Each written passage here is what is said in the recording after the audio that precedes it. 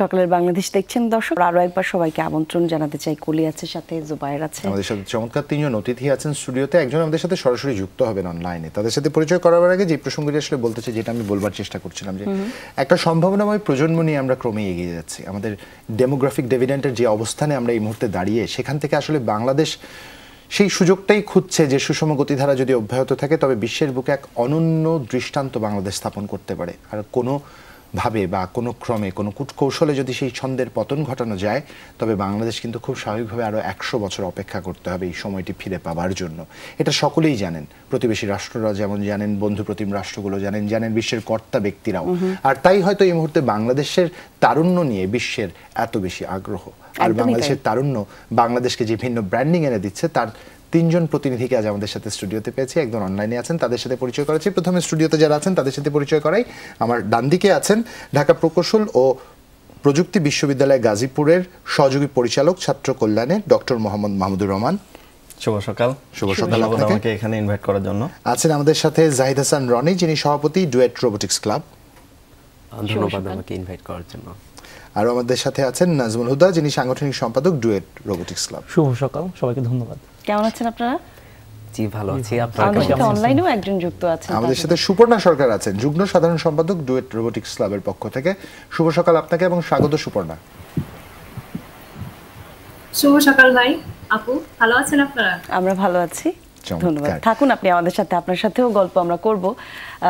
সেই সাথে প্রথমেই যদি জুবায়ের স্টুডিওতে যারা আছে তাদের সাথে কি নিশ্চয়ই তাদের সাথে আমরা আলাপ করতে চাই। আমার যে অভিজ্ঞতাটা হয়েছে ডুয়েটে, যে চমৎকার একটা পরিবেশে আপনারা পড়াশোনা করেন, এবং শুধু চমৎকার পরিবেশ বললে ভুল হবে, সেখানকার প্রকৃতি, পরিবেশ, সিনিয়র জুনিয়র্স, ফ্যাকাল্টিদের মধ্যে একটা অন্যরকম হারমোনি আমি দেখে এসেছি।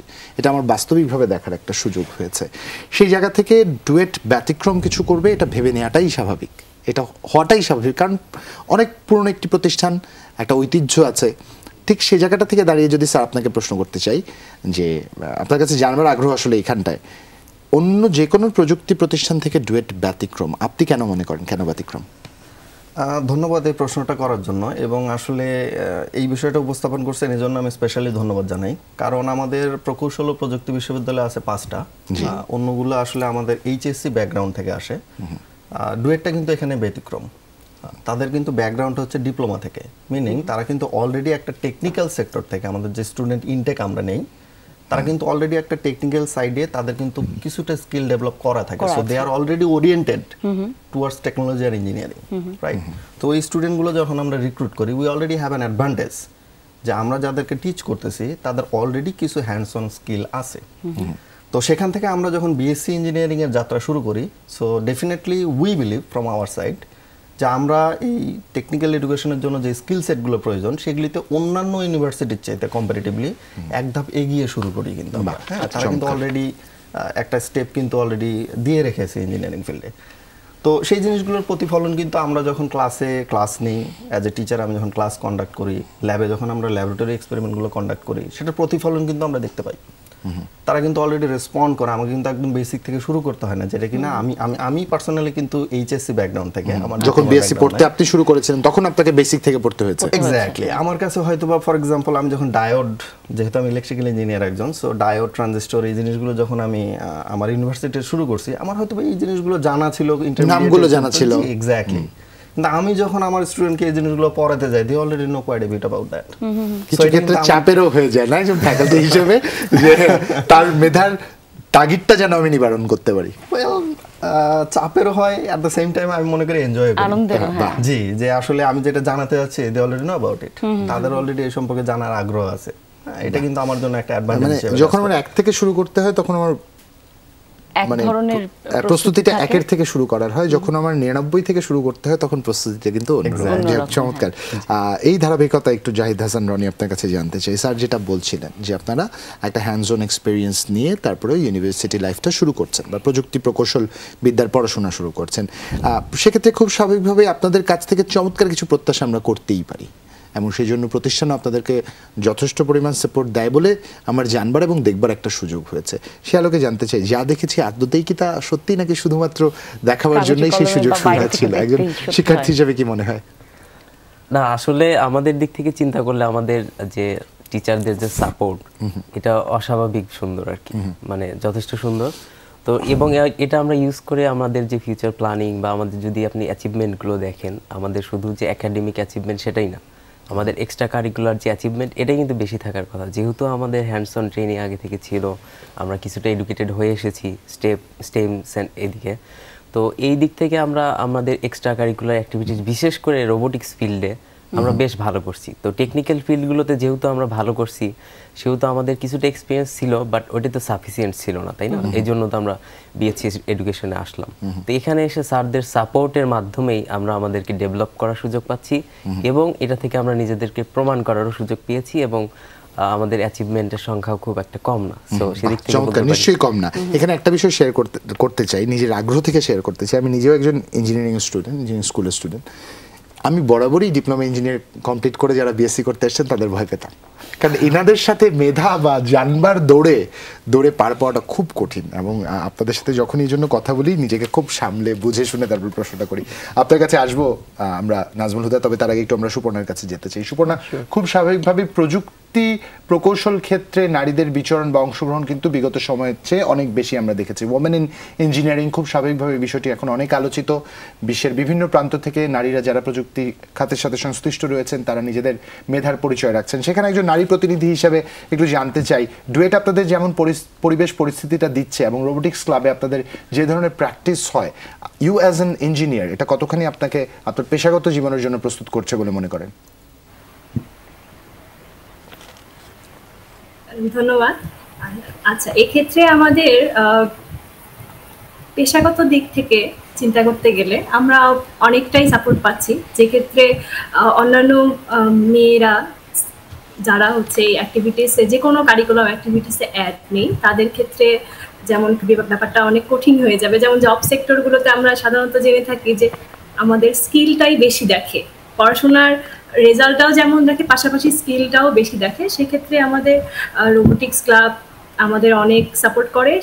আমরা যেমন অন্যান্য সেক্টরে গেলে অনেক সময় অনেক জিনিস আমরা ফ্যাসিলিটিস বলা যায় যেগুলো হয়তো নাও পেতে পারি, সেক্ষেত্রে আমরা রোবোটিক্স ক্লাবে অনেক কিছুই পেয়েছি, যেগুলো আমরা মেয়ে হিসেবে অন্তত আমি অনেক নিজেকে হ্যাপি মনে করি এই ক্ষেত্রে।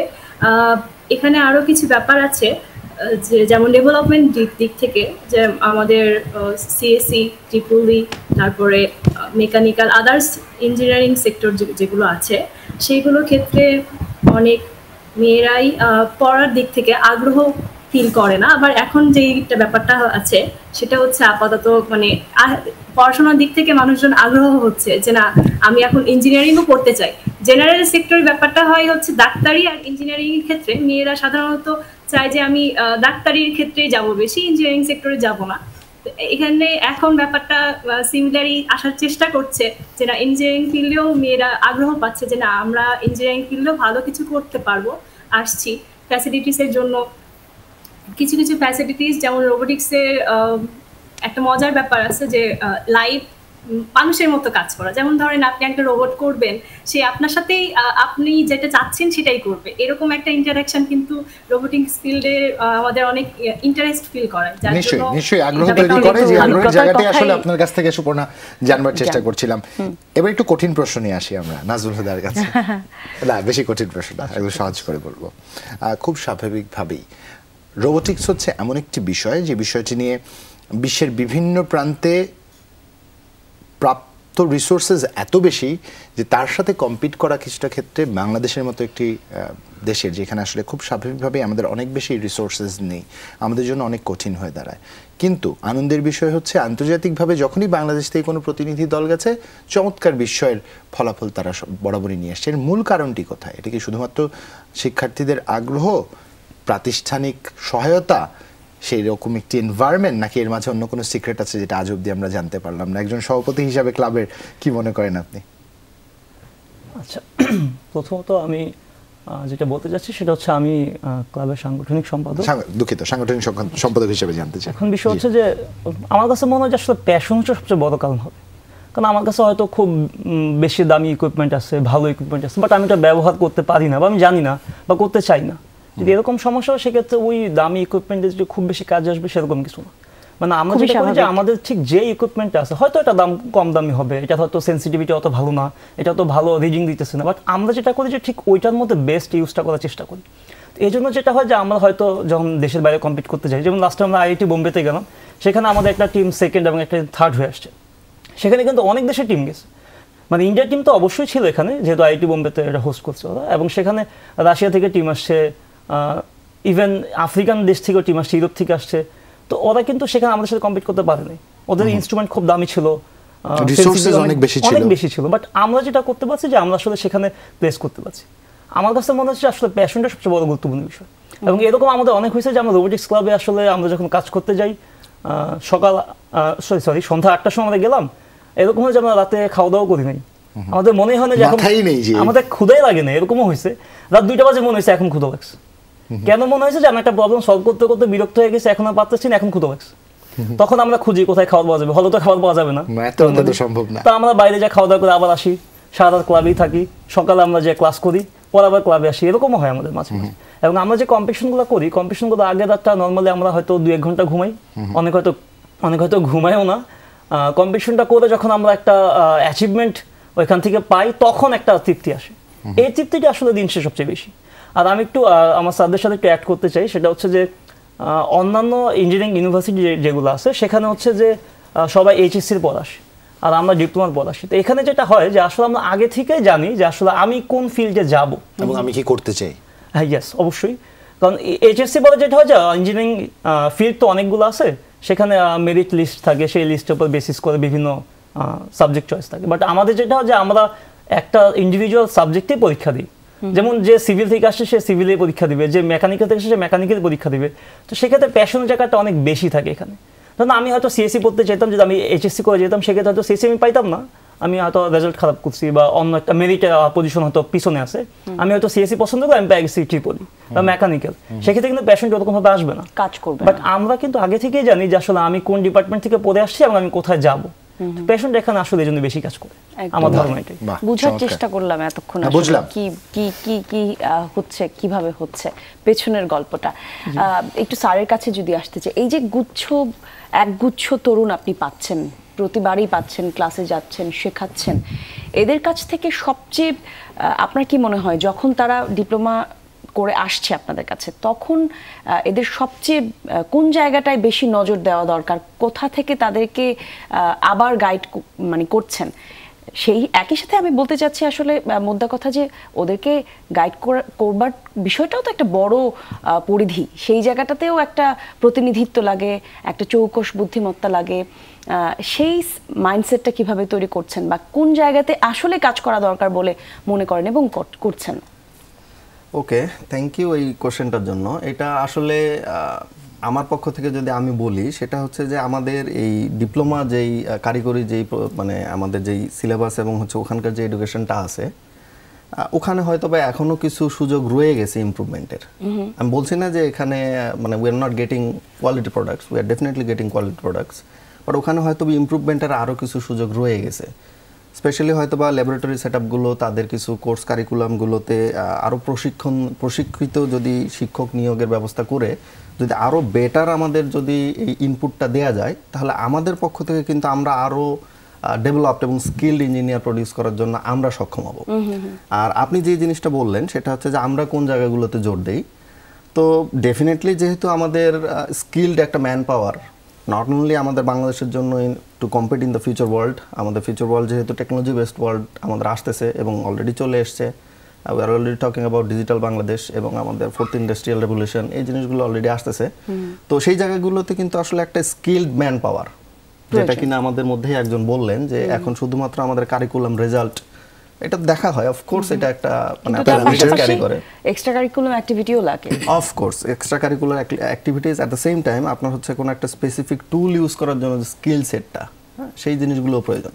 তো আমরা এখন ওই জায়গাগুলোতে ফোকাস করার চেষ্টা করতেছি যে অফকোর্স একাডেমিক এডুকেশন থাকবে, অফকোর্স তার রেজাল্ট একটা ম্যাটার করবে, but can we really produce some engineers they can basically handle real world problem, তারা বাংলাদেশের জন্য কোনো কিছুতে কন্ট্রিবিউট করতে পারে কিনা। ঠিক এই কারণে কিন্তু আপনারা যেটা দেখতেছেন আমাদের রোবোটিক্সের যে টেক ফেস্টগুলো অর্গানাইজ করা হচ্ছে এবং আমরা প্রমোট করার চেষ্টা করতেছি উইথ লেভেল বেসড সাপোর্ট, এটা আমরা যেটা চেষ্টা করতেছি, এটার মেইন উদ্দেশ্যটা কিন্তু হচ্ছে আসলে অ্যাওয়ারনেস তৈরি করা, রাইট? যেহেতু আমাদের 4th ইন্ডাস্ট্রিয়াল রেভলিউশনে যদি আমরা আসি, এটার ওয়ান অফ দ্য কি কম্পোনেন্ট কিন্তু robotics and automation, right? So robotics automation যেহেতু আমাদের কি কম্পোনেন্ট, সো এই জন্য এই জিনিসগুলো এই ধরনের স্কিল সেটগুলো প্রমোট করা এবং ডেভেলপ করার জন্যই কিন্তু আমরা কাজ করতেছি। বাহ, চমৎকার। আমরা এই টেক ফেস্টটা নিয়ে একটু বাড়তি করে বা বিস্তারিত আপনাদের জানতে চাই, কারণ আমরা জানি আগামী শুক্রবার এই টেক ফেস্টটি হতে যাচ্ছে। আপনাদের এই বিষয়টি নিয়ে আমরা বিস্তারিত জানবো, তবে তার আগে একটা বিরতির আমাদের সময় হচ্ছে, ছোট একটা বিরতি নিতে হবে।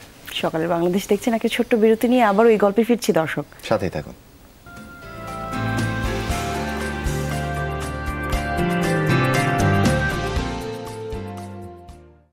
আরো একবার আমন্ত্রণ, সকালের বাংলাদেশ দেখছেন দর্শক।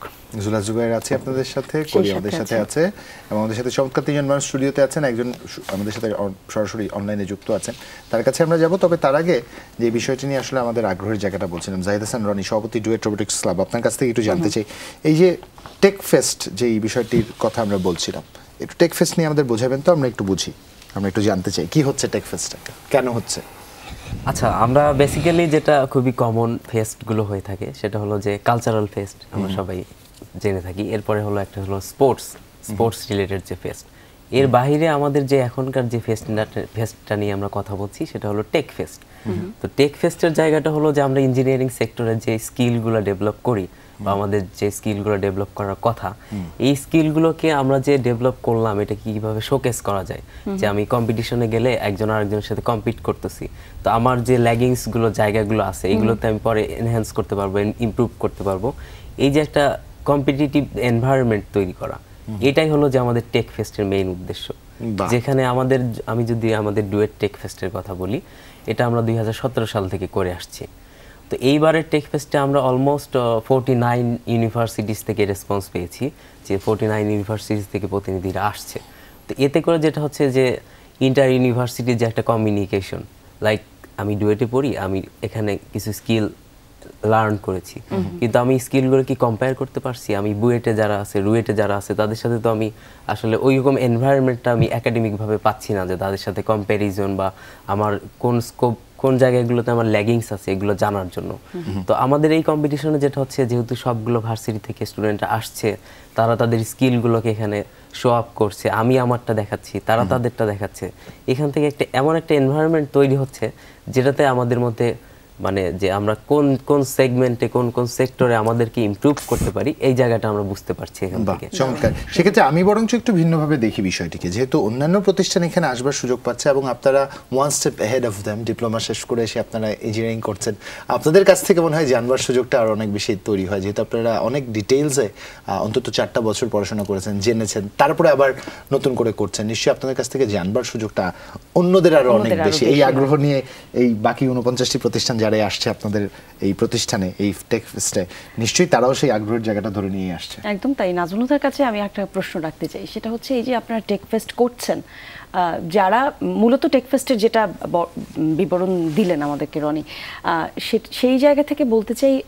টেক ফেস্টের আয়োজক হিসেবে, মানে আপনারা তো আসলে উদ্যোগ নিয়ে পুরোটা একসাথে করছেন, বাকি সবার মধ্যে সাড়া কেমন পড়বে বলে আপনি মনে করছেন? একই সাথে আপনারা এবার কি দেখাচ্ছেন টেক ফেস্টে, সেইটা যদি একটু জানাতেন, কি তৈরি করেছেন? আমরা যারা দর্শক আছি, আগ্রহী আছি, আমরা যদি দেখতে যাই, কি দেখতে যাব, কেন দেখতে যাব?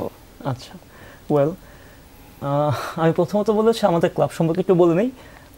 এটা আসলে আমাদের ইউনিভার্সিটি লেভেলে যত স্টুডেন্ট আছে প্রায় সবারই জানা যে আমাদের ডুয়েট রোবোটিক্স ক্লাব হচ্ছে আমাদের বাংলাদেশের অন্যতম নাম করা একটা ক্লাব। এটার কারণ হচ্ছে কি যে আমরা আসলে যতগুলো কম্পিটিশনে যাই আমরা আসলে প্রাইজলেস হই না কখনোই, আমাদের প্রাইজ নিয়ে আসি এবং মোস্ট অফ দ্য কেস আমরা চ্যাম্পিয়ন হয়ে আসি। এবং অনেক সময় এমন হয় কি যে আমাদের একটা সিগনেচার সেগমেন্ট আছে এলএফআর, লাইন ফলোইং রোবট, ওটার মধ্যে আমরা এমন যে ফার্স্ট সেকেন্ড থার্ড তিনটা আমরা নিয়ে চলে আসছি, এরকমও হয়। এটা আমাদের সিগনেচার সেগমেন্ট, অন্যদের জন্য দুঃখজনক, যাই হোক, হ্যাঁ মোস্ট অফ দ্য কেস এরকমই হয়ে থাকে। আমাদের এখন যেহেতু আমরা অর্গানাইজার, সেই হিসেবে আমরা আসলে পার্টিসিপেশনে ওরকম থাকতে পারবো না, কারণ আমাদের তো অর্গানাইজ করতে হবে। ডিসপ্লে তো থাকবে, আপনাদের ডিসপ্লে তো থাকবে, ক্লাবের প্রজেক্টগুলো, সেটা তো অবশ্যই থাকবে, বাট আমরা আমাদের ইয়ার যেটা আছে ওটা তো মোটামুটি ওরা অর্গানাইজিংয়েই বিজি থাকবে আর কি। আমাদের জুনিয়র যে ব্যাচগুলো আছে ওরা হয়তো আপনারা হয়তো জানেন যে আমাদের আসলে আমরা যেটা করি যে আমরা প্রত্যেক বছর আমাদের যখন ফ্রেশার আসে আমরা সেখানে ওয়ার্কশপ নেই, ওয়ার্কশপে আমাদের শেখায় যে আসলে কিভাবে রোবোটিক্স করতে হয়, রোবোটিক্সের বেসিকগুলো কি কি, যেটা হচ্ছে আমাদের থিওরির বাইরে গিয়ে আমাদের প্র্যাকটিক্যালি দেখায় যে আসলে কিভাবে কাজ করতেছে। ওর কাছে দেখতে খুব ভালো লাগে যে একটা লাইট জ্বলতেছে, আমি একটা লাইট জ্বলাতে পারতেছি একটা সেন্সর ইউজ করে, এটা আসলে যে এক্সাইটিং যে মোমেন্টটা এটা আমরা ক্রিয়েট করি। তো এটা যখন ক্রিয়েট করার মতো যখন এই আমরা লাইটটা সোজা কথা লাইটটা জ্বালালাম আর কি, এরপর নিজে নিজে শিখবে যে আসলে কখন কি করতে হবে। তো এখন ফ্রেশাররা এখন শিখতেছে, ওরা কাজ করবে, দেখা যাক ওরা আসলে কতটা ক্যাপাবল, নিজেদেরকে প্রমাণ করার সুযোগ আসছে। আর আমাদের ইউনিভার্সিটিতে আসলে 49টা প্রতিষ্ঠান আসবে, ভাই একটু আগেই বললেন। তো সেখানে দেশের নাম করা যত পাবলিক প্রাইভেট আছে প্রায় সবগুলোই আসবে, এবং কিছু কলেজ লেভেল স্টুডেন্টরা আসবে। আমরা আসলে যেটা চাই যে আসলে রোবোটিক্সটা সবার মাঝে ছড়িয়ে দিতে চাই।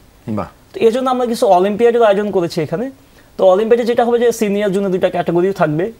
সিনিয়র লেভেলটা হচ্ছে ইউনিভার্সিটি লেভেল থাকবে, আর জুনিয়র লেভেলটা স্কুল কলেজ লেভেলটা, মানে স্কুলে কেউ যদি 9, 10, ক্লাস 8-এ পড়ে সেও যেন সেখানে অংশ নিতে পারে। একটা আইসিটি টাইপ অলিম্পিয়াড হবে, যাতে করে তার রোবোটিক্সের প্রতি একটা আগ্রহ বাড়ে।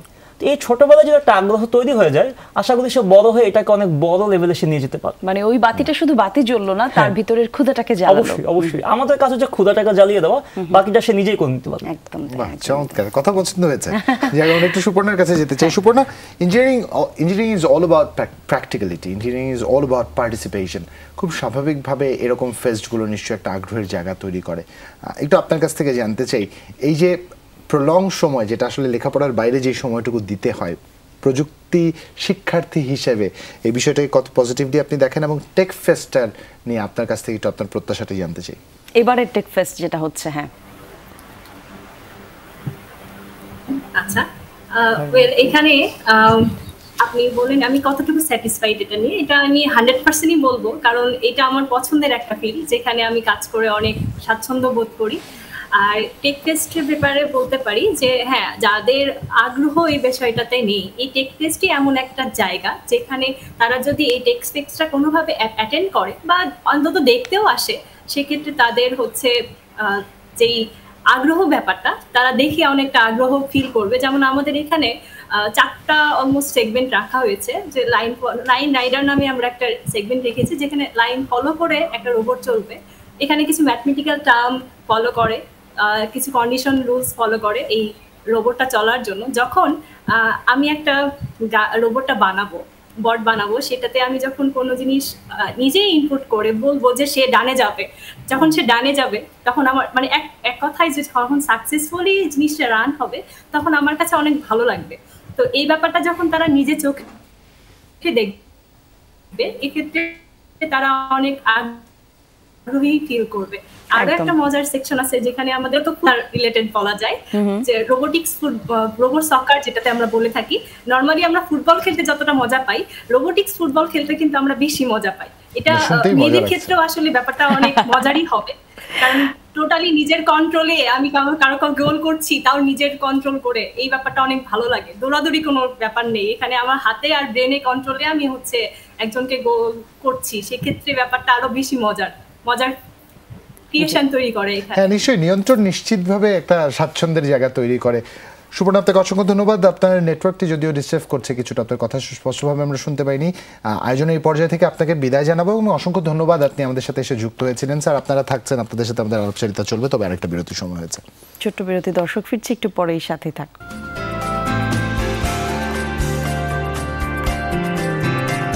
বিরতির পর আরো একবার স্বাগত। দেখছেন সকালের বাংলাদেশ, জুলহাস জুবাই আপনাদের সাথে আছে। সেই সাথে আছি আমি জান্নাতুল কুলি, এবং আমাদের সাথে স্টুডিওতে উপস্থিত আছেন 3 জন অতিথি, যাদের সাথে আমরা এতক্ষণ গল্প করছিলাম। একটু স্যারের কাছে যেতে চাই। স্যার, এই যে আপনারা টেক ফেস্ট এবার করছেন, এবারের টেক ফেস্ট থেকে প্রত্যাশা, আপনাদের টিমের কাছ থেকে শুনলাম তাদের প্রত্যাশা, আপনি শিক্ষক হিসেবে কি মানে থাকে না বিগ পিকচার আপনি দেখতে পাচ্ছেন, কি দেখছেন আয়োজক হিসেবে এবার যখন ডুয়েট পুরো আয়োজনটা করছে, আপনাদের প্রত্যাশাটা কেমন?